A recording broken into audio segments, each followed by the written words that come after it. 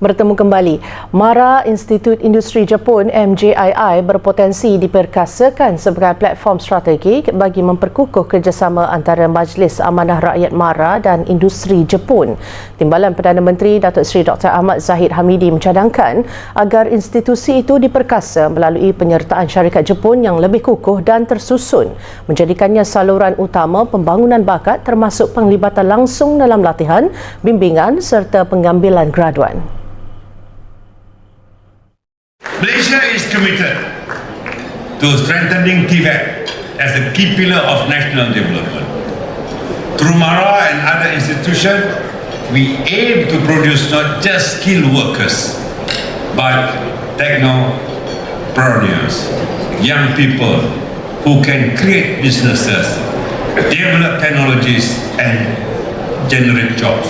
I want Japan, which is strength in precision engineering, automation and green innovation. It is a natural partner in this journey.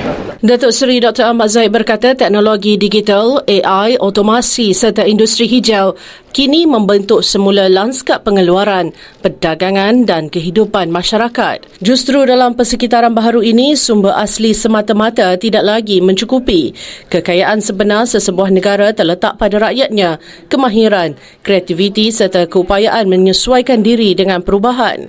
Sehubungan itu, beliau berkata, kerjasama antara MARA dan Pertubuhan Kemajuan Industri Kerohanian dan Budaya Antarabangsa menjadi antara contoh terbaik bagaimana diplomasi dapat diterjemahkan secara langsung kepada pembangunan modal insan. Sejak penubuhannya, lebih 1,000 belia Malaysia menjalani latihan industri di Jepun, manakala lebih 3,000 lagi menerima manfaat menerusi program kemahiran dalam negara.